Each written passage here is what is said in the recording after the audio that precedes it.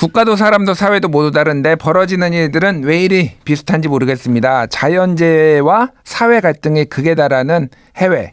문희정 국제정치평론가와 함께 해외 이슈 다뤄보겠습니다. 안녕하세요. 네, 안녕하십니까. 예, 먼저 좀 안타까운 소식, 미얀마 지진 얘기부터 해야 될 것 같은데요. 네. 지난달 28일에 미얀마를 7.7 규모의 강진이 강타를 했는데 지금 사망자가 끝없이 나오고 있어요. 그렇습니다. 지금 가장 최근에 발표된 숫자가 2,719명이고요. 부상자가 4,500명이 넘었습니다. 실종자도 441명이라고 하는데, 자, 요게 지금 현재 미얀마를 통치하고 있는 군부 정권이 발표한 수치거든요. 그런데 지금 미얀마는 2021년 2월 군부 쿠데타 이후 군부가 전역을 장악을 했다가 현재는 국민통합정부라고 하는 민주진영이 반군을 꾸려가지고 통제를 하고 있는 지역들이 있습니다. 예. 그 지역에 대해서는 지금 군부가 전혀 내용을 알지 못하고 있고요. 이미 군부 쿠데타 이후로 인터넷이라든지 이런 부분들을 굉장히 많이 통제를 하고 있기 때문에 군부가 발표한 숫자를 사실은 그대로 믿을 수는 없습니다. 예. 이번에 그 주로 피해가 발생한 지역이 미얀마의 이제 두 번째로 큰 도시인 만달레이라고 얘기를 하는데 사실은 거기보다 더 큰 피해가 발생한 지역이 사가잉 지역이라고 거기가 거의 진원지라고 이야기를 하거든요. 예. 그런데 이 사가잉 지역을 국민통합정부가 통제를 하고 있습니다. 근데 거기는 피해가 훨씬 더 심각한데 거기에 대해서는 군부가 전혀 언급을 안 하고 있을 뿐만 아니라 구조 작업이라든지 이런 것들도 전혀 안 되고 있는 상황이죠. 그 미국 지질조사국은 사상자가 1만 명이 넘을 확률이 70%가 넘는다. 뭐 이런 네. 얘기를 했으니까 이게 이제 숫자가 더 기하급수적으로 지금 이제 매몰된 사람들이 더 네. 많이 나올 것으로 보이는데 문제는 지금 이 국제 구호까지 이제 제대로 안 되고 차단하는 거 아니냐 이런 우려까지 나오고 있더라고요. 그러니까 미나웅 흘라잉 최고사령관 지금 임시 대통령 대행을 맡고 있다라고 얘기를 하는데 이 사람이 얘기하기로는 우리 국제사회의 지원이 필요하다라고 말은 하고 있어요. 말은 하고 있는데 지금 현재 들어가 있는 구호팀이 어디냐면은 중국, 러시아가 주로 먼저 들어갔어요. 예. 이쪽은 군부 정권하고 굉장히 밀접한 관련을 맺어왔고 군부 정권에 무기를 지원해오던 나라들이거든요. 문제는 뭐냐면은 군부 쿠데타 이후로 미국을 비롯한 서방 국가들이 거의 접근이 안 되고 있다라는 사실입니다.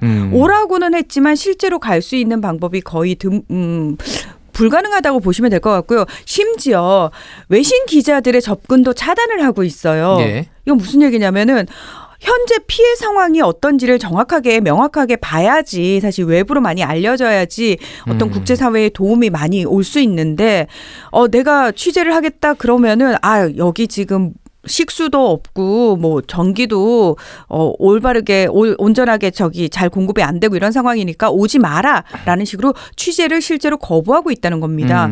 이런 상황에다가 미국이 사실 항상 이런 일에 있어서 앞장을 서왔거든요. 그 앞장서던 곳이 국제개발처라는 곳인데 머스크가 수장으로 있는 정부 효율부가 국제개발처부터 해체를 시켰거든요. 아예 해체를 해버렸더라고요. 네, 그냥. 예. 해체를 시켜버렸습니다. 그래서 그 얼마 남아있지도 않은 직원들이 열심히 미얀마 지원을 위해서 막 거기 현지 측하고 연락을 하고 있는 와중에 해고 통지 이메일을 받았다고 하죠.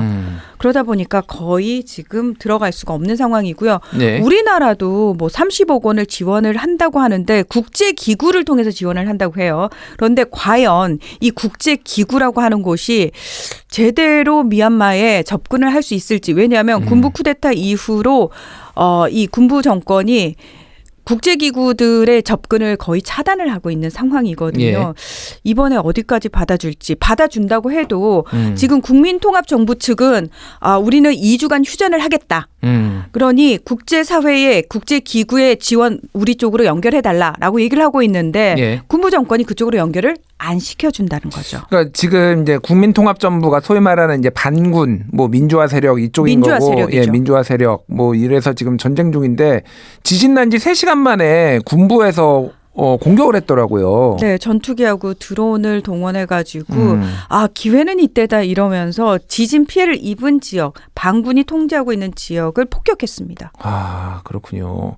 그러면 이제 앞으로 여기는 어떻게 미얀마는 되는 건가요? 그러면은? 특히 지금- 이제 아웅산 수지 네. 여사는 지금 어떻게 되고 있는지 궁금하더라고요. 자, 아웅산 수치 여사를 가장 먼저 이들이 체포를 구금을 했거든요. 왜냐하면은 민주화 세력의 구심점이잖아요. 그 구심점부터 없애버리기 위해서 사실은 아웅산 수치 여사를 비롯해가지고 국가 고문을 맡고 계신 분이었죠. 그리고 그의 그 정당 사람들을 다 체포를 한 상황인데 무려 10여 개가 넘는 혐의를 적용을 했어요. 그래서 지금 최종 27년형을 선고를 받았습니다. 예. 그리고 1년 정도 네피도 감옥에 독방에 감금돼 있었다라는 소식이 있고 군부가 2022년 4월에 우리 이제 이분을 가택연금으로 돌리겠다라고 얘기는 했거든요. 그런데 가장 최근에 나온 기사를 보니까 아웅산 수지의 경제 고문을 맡았던 호주 경제학자가 있는데 이분도 650일 넘게 구금됐다가 풀려났는데 이분이 가장 최근에 수지 고문을 만났다고 하는데 정글 속에 콘크리트 감옥 안에 지금 수감이 돼 있다라고 얘기를 하는데 정확하게 모릅니다. 왜냐하면 재판 과정에서도 굉장히 비공개로 진행이 됐고요. 심지어 수지 고문의 그 변호사들을 향해서 언론을 향해서 어떤 얘기도 하지 마라. 예. 라는 명령까지 내린 상황이었기 때문에 지금 정확하게 알 수가 없고요. 그래서 지난해에는 교황께서도 나섰거든요. 프란치스코 교황이 수지 고문을 석방해라. 그리고 바티칸을 피난처로 사용할 수 있도록 하겠다라고 얘기를 하고 있는데 뭐 미얀마 군부 정권이 교황의 얘기라고 듣겠습니까? 전혀 반응을 안 하고 있죠. 네, 좀 안타까운 상황인데 사상자가 조금 최소화되기를 바라고요. 좀 다른 얘기로 하겠습니다. 튀르키예 얘기. 반정부 시위가 지금 세게 일어났는데 수십만 명이 지금 모였어요. 네, 그렇습니다. 이 거의 수백만 명 수준인 것 같아요. 제가 봤을 때는. 자, 에르도안 대통령이 본인이 가장 이제 라이벌이 될 만한 사람들을 지금까지는 22년간 집권을 하면서 독재를 하면서 어떤 식이었냐면 약간 조금 인기가 올라가려고 하면은 사실 언론을 동원해가지고 악마화시키고 법을 동원해가지고 온갖 혐의를 씌워가지고 구금해버리고 이런 방식이었거든요. 자, 이걸 계속 해오던 대표적인 사람이 있었습니다. 이스탄불 시장을 맡고 있던 에크렘 이마모올루라는 분인데요. 이분도 끊임없이 에르도안 대통령으로부터 탄압을 받았습니다. 그런데 끝끝내 살아남아가지고 이스탄불이라고 하는 튀르키예에서 가장 큰 도시에서 야당 출신으로 최초로 재선까지 성공을 했거든요. 예. 그런데 갑자기 지난달 19일 날 체포를 했어요. 뇌물수수 혐의와 테러 단체 지원 혐의로 체포를 했습니다.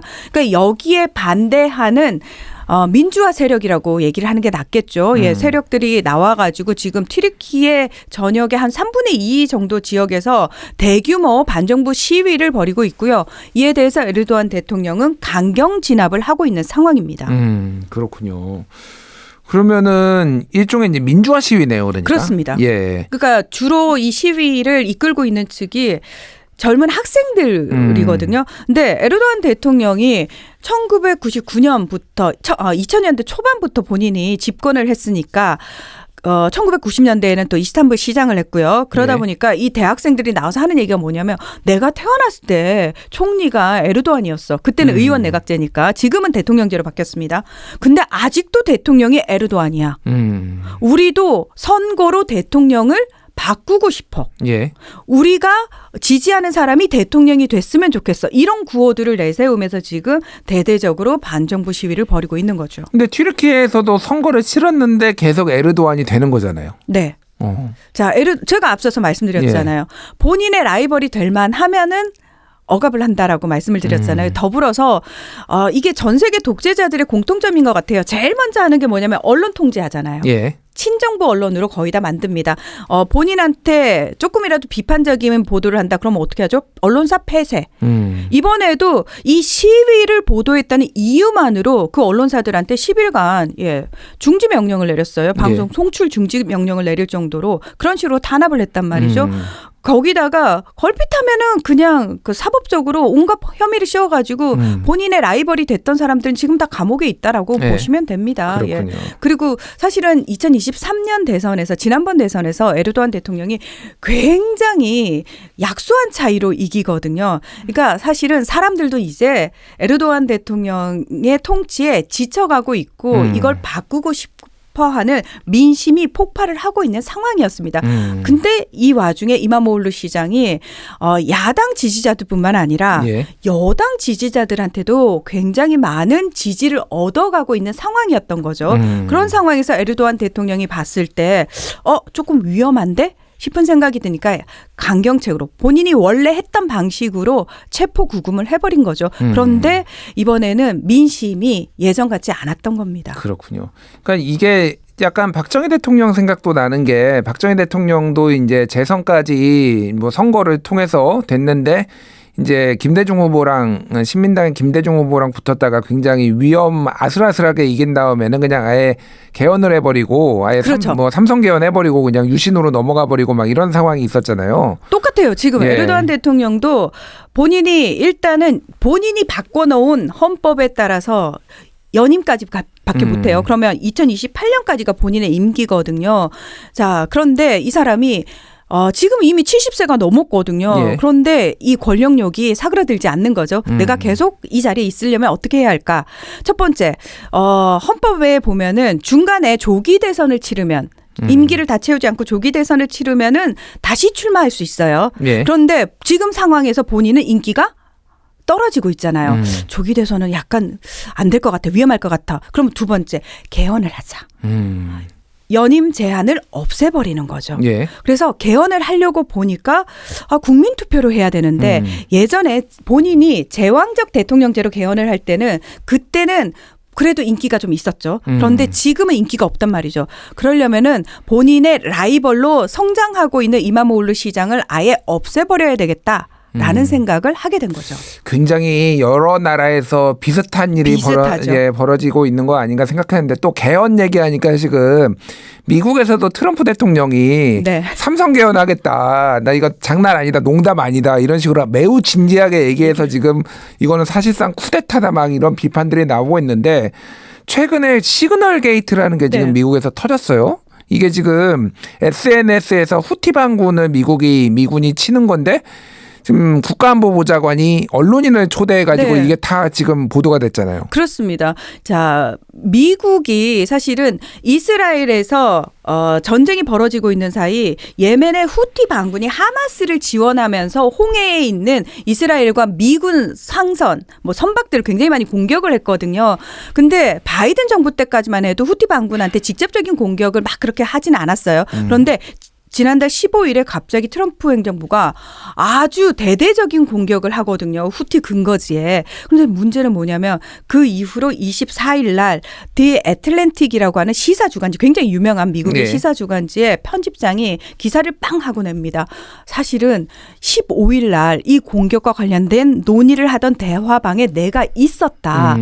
근데 이 시그널이라고 하는 보안이 되지 않는 민간 메신저를 통해서 JD 벤스 부통령을 비롯해서 마이크 왈츠 국가안보보좌관 그리고 피트 헤그세스 국방장관까지, 그러니까 외교안보 고위직들이 다 모여가지고 여기서 굉장히 중요한 논의를 하더라. 이거 보안 의식에 문제 있는 거 아니냐. 이게 만약에 해킹이라도 당했으면 큰일 날 뻔했다라는 식의 보도를 내놓습니다. 그러니까 백악관이 무슨 얘기야. 우리 국가기밀 얘기 안 했거든. 이러고 발뺌을 해요. 예. 그러니까 그래요? 그러면서 26일 날 디 애틀랜틱에서 전문을 공개해버려요. 대화방에 전문을 공개를 하는데 이 내용이 굉장히 충격적입니다. 그러니까 당장 2시간 후에 공격이 이루어지는데 몇 시 몇 분 어떤 전투기가 어느 지역을 때릴 거야. 굉장히 구체적으로 나왔다라는 거죠. 뿐만 아니라 유럽연합이라든지 이스라엘과 관련된 이야기도 거기서 과감없이 나왔다는 거. 그게 그 전문을 다 공개를 했어요. 발칵 뒤집힌 거죠. 그러니까 제이드 벤스가 또 유럽에 대해서 굉장히 욕을 했죠. 예, 욕을 대놓고 해서 물론 전에도 비슷한 얘기를 했지만은 유럽에서도 발칵 뒤집히고 네. 이게 일파만파인데 일단 이 언론도 좀 비판을 일부에서는 하더라고요. 그러니까 국가 안보와 관련된 건데 이렇게 공개하는 것이 맞느냐. 물론 이제 디 애틀랜틱에서는 중요한 정보는 다 가렸다라고 얘기는 하고 있는데 여러모로 좀 이게 파장이 지금도 이어지고 있는 것 같아요. 그러니까 마이크 왈츠 국가안보 보좌관이 자기를 초대를 해서 자기가 그때 13일쯤 들어갔다는 거예요. 내가 초대된 거 맞나 이러고 봤더니 실제로 이제 왈츠 보좌관이 다른 사람을 초대했었어야 되는데 이름을 헷갈린 거죠.